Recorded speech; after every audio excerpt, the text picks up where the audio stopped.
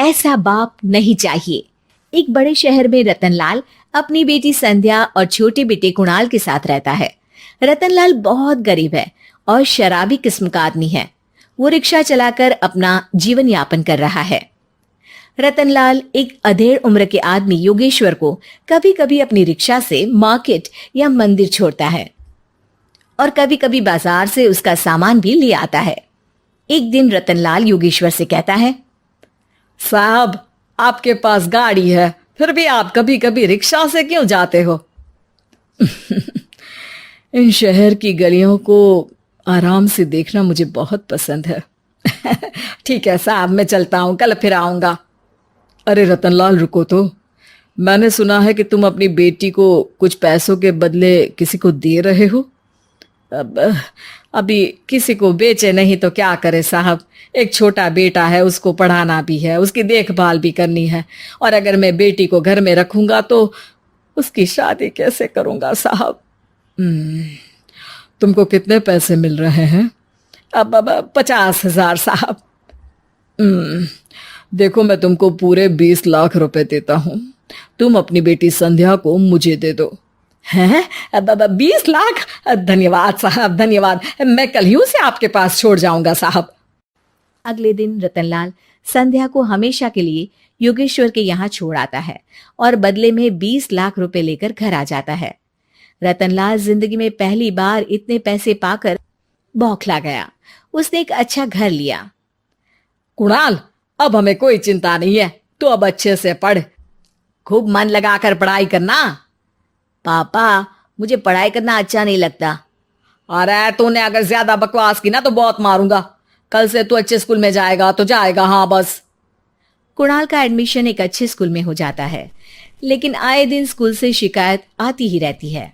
10 साल बाद एक दिन प्रिंसिपल मैडम रतनलाल को स्कूल में बुलाती है।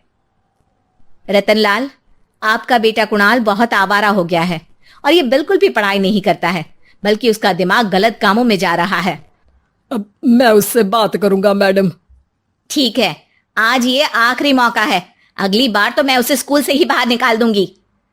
रतनलाल घर आ जाता है और कुणाल से कहता है, कुणाल बेटा, मैं तुम्हारे ऊपर इतना पैसा लगा रहा हूं, फिर भी तुम स्कूल में सही से क्यों नहीं पढ़ते हो? आप तो रहने ही दीजिए, मैं सब जानता हूं कि ये पैसा कहां से आया है। और वैसे भी अब ये पैसा मेरा है, मेरा जो भी मन होगा मैं करूंगा। आज के बाद मैं कभी स्कूल नहीं जाने वाला।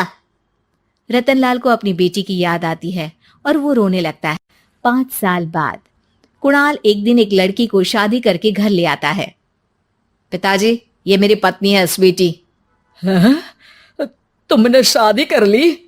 हाँ, शादी कर ली मैंने, दिखाई नहीं दे रहा। और अब से आप फिर से कमाना शुरू कर दो, बहुत बैठ कर खा लिया। कुणाल, तुम इस बुड्ढे को घर में क्यों रख रहे हो? देखो ना, ये शराब पीता है, इसे घर से बाहर निकाल फेंको। अरे स्वीटी, ये मेरे पापा है, कैसे बाहर निकाल दूं? और वैसे भी घर में कोई तो चाहिए ना काम करने वाला, नौकर समझ कर रख लो। इस बुड्ढी को तो घर से बाहर निकाल कर ही रहूंगी मैं कब तक इसके लिए खाना बनाऊंगी। स्वीटी एक दिन घर के बाहर पार्क में अपनी दोस्तों के साथ बैठी होती है। तभी वो रतनलाल को बुलाती है। पिताजी, मेरे कमरे में मैं अपना फोन छोड़ आई हूं, जरा लाकर तो देना। हाँ जरूर, अभी लेकर आता हूं। रतनलाल फोन लेकर आ जाता है। कुछ समय बाद स्वीटी के फ्रेंड्स भी चले जाते हैं। स्वीटी अंदर आकर शोर मचाती है। चोर चोर! कहाँ है चोर? मुझे तो यहाँ कुछ नहीं दिख रहा। अरे ये अलमारी खुली पड़ी है, जरूर किसी चोर ने ही खोली होगी। अरे कौन आया था यहाँ? यहाँ तो पिताजी आए थे बस। अरे बहू, मैं चोर नहीं हूं। मुझे तो आप पर अब बिल्कुल भी विश्वास नहीं है पिताजी, क्योंकि जब आप पैसे के लिए दीदी को बेच सकते हो तो आप चोरी भी तो कर ही सकते हो। अरे लेकिन वो सब तो मैंने तेरे भले के लिए किया था ना। मैं तो कहती हूँ कि हमें इनकी कमरे की तलाशी लेनी चाहिए। तुम बिल्कुल सही कह रही हो, चलो। स्वीटी और कुणाल दोनों रतनलाल के कमरे की तलाशी लेते हैं और उन्हें वहां स्वीटी की ज्वेलरी और पैसे मिल जाते हैं। मैं तो पहले ही जानता था कि चोर आप ही हो। निकल जाओ मेरे घर से और दोबारा अपनी शक्ल मत दिखाना। रतनलाल आंखों में आंसू लिए घर से निकल जाता है। स्वीटी मन ही मन सोचती है, आज तो मेरी प्लानिंग सफल हो गई। जैसा मैं चाहती थी ऐसा ही किया और बड़ी आसानी से उस बुड्ढी को चोरी का इल्जाम लगाकर घर से भगा दिया। रतनलाल की हालत अब ज्यादा खराब हो गई और वो सड़क पर बैठकर भीख मांगकर खाने लगा। एक दिन वहां एक गाड़ी आकर रुकी और सड़क पर बैठे सभी भिखारियों को अपने सेंटर ले गई। एनजीओ की मालिक संध्या एक एक करके सभी को सुविधा मुहैया कराती है। तभी उसकी नजर रतनलाल पर पड़ती है। पिताजी, संध्या तू? पिताजी आपकी ये हालत कैसे हुई? ये सब मेरे बुरे कर्मों की सजा है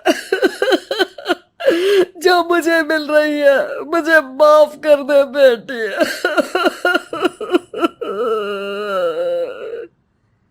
पिताजी, मैं आप पर बिल्कुल भी गुस्सा नहीं हूं, क्योंकि आपने मुझे यहां भेजकर अच्छा ही किया। मेरी जिंदगी बदल गई। लेकिन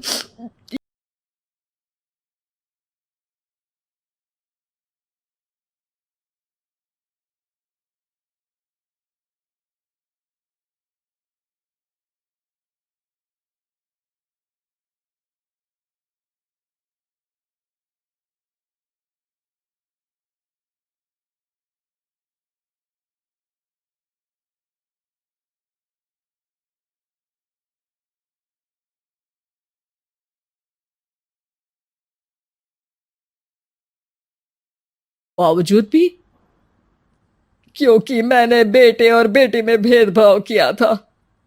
लेकिन आपने ये कैसे किया, मुझे ये जानना है, बताइए।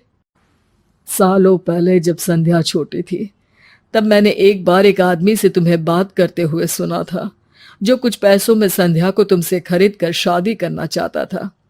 मैं उस समय एनजीओ में बच्चों के लिए ही काम कर रहा था और मैं किसी भी लड़की की जिंदगी खराब होते नहीं देख सकता था। इसलिए मैंने अपने जीवन की कमाई का एक बड़ा हिस्सा तुम्हें दे दिया था। सच में कितना गलत था मैं। मुझे माफ कर दो। अब आप दोनों मेरे साथ घर चलो और आज मैं अपना सच्चा प्रायश्चित करना चाहता हूं। योगेश्वर और संध्या रतनलाल के साथ घर जाते हैं। स्वीटी दरवाजा खोलती है। चोर भिखारी, तू फिर से आ गया? चल भाग यहां से बुड्ढे। ये घर तुम्हारे बाप का नहीं, मेरा है। बाहर निकलो यहां से। रतनलाल कुणाल और संध्या को घर से बाहर निकाल देता है। योगेश्वर जी, अब ये घर आपका है और अब आप यहां एक और एनजीओ खोल सकते हैं। शायद अब ये सच्चा प्रायश्चित है। संध्या अपने पिता के गले लग जाती है।